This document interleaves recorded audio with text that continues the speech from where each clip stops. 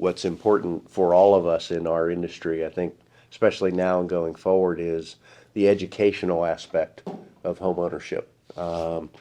Because we have caused them to focus on interest rates and prices, but not realizing the overall cost of housing.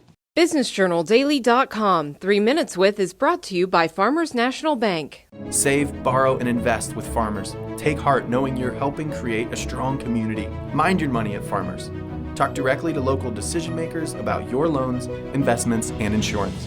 Farmers. Fiercely local, fiercely loyal.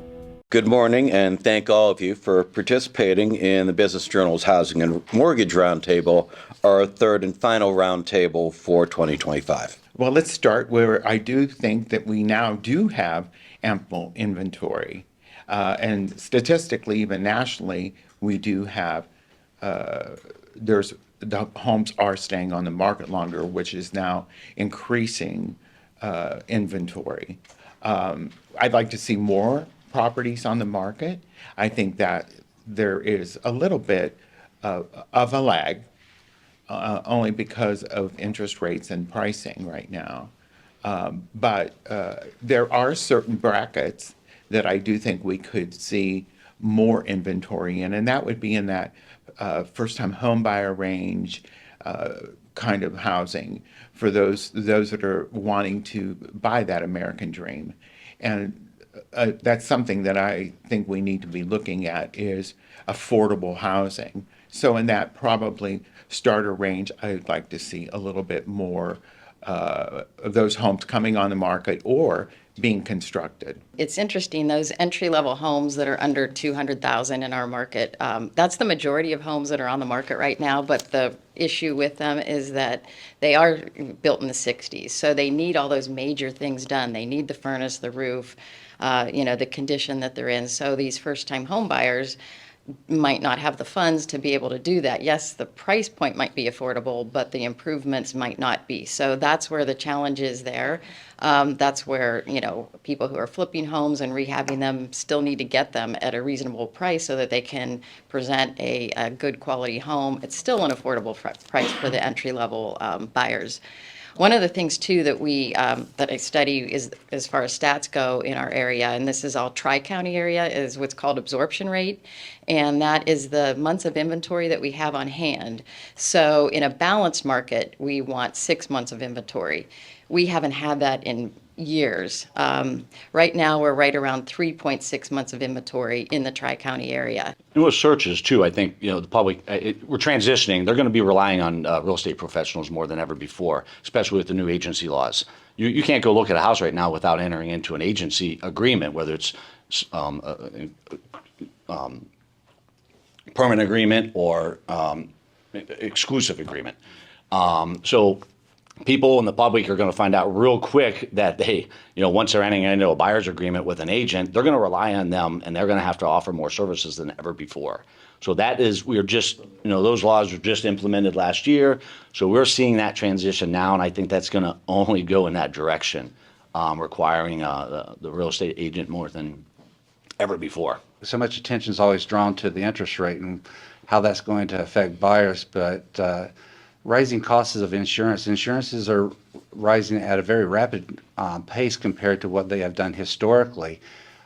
We see concern with property taxes. In fact, we have certain legislative issues that are taking place right now to deal with that. All of these are cost of ownership. Individuals who do not have enough for a down payment, sometimes they have to buy PMI insurance. That's another cost that is added to the cost of ownership.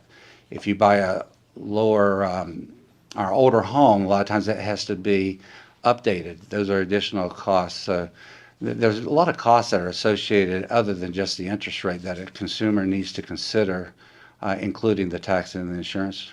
What's important for all of us in our industry, I think, especially now and going forward, is the educational aspect of home ownership.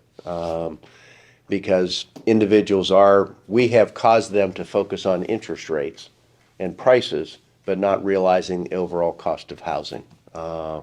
And for all of us, and I think all of us do, is really focus on that education piece so that those who are coming into the market truly understand what what they're getting involved with, what the cost will be, and their overall, financial legacy and strategy is critical.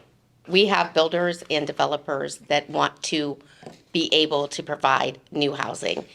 We see it in mostly Canfield area, some in Boardman that is taking place as well. But in the Mahoning County, there are a lot of things that go into a developer and builder's cost. One of them being the infrastructure. As I said, if it's not there, it's very hard for that developer to go up against the EPA, the wetlands.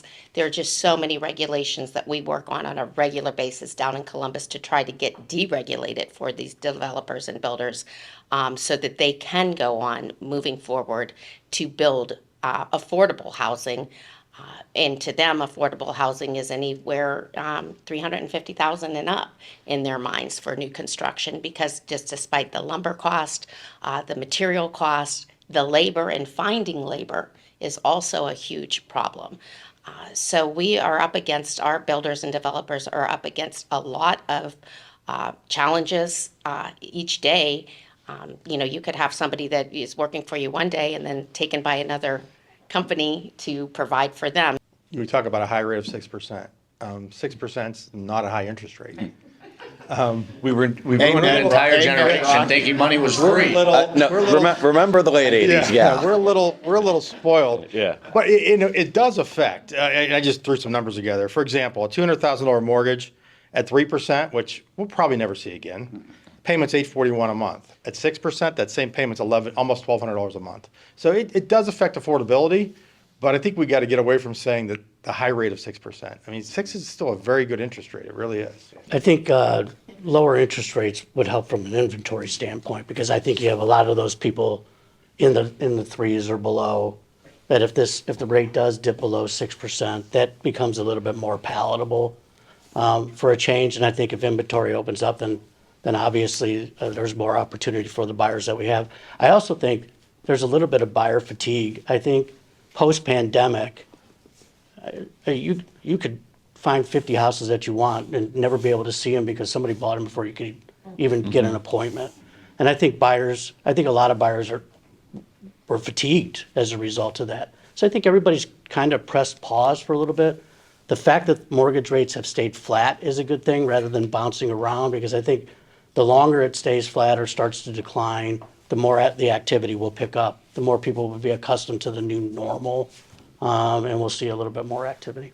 A lot of the first-time home buyers that are coming into the market, it's a shell shock when they get to the fact of, this is what I need to pay. This is my down payment. Oh, and I need to pay these additional fees.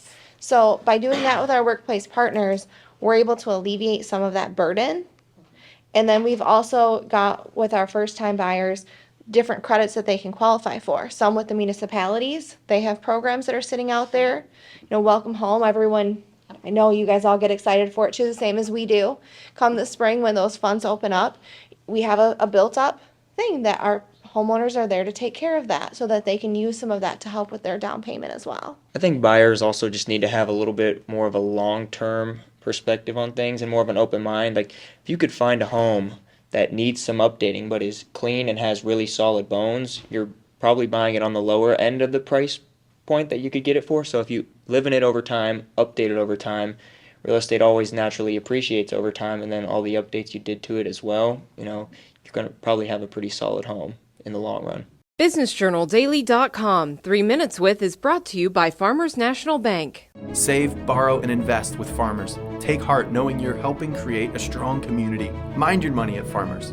Talk directly to local decision makers about your loans, investments, and insurance. Farmers.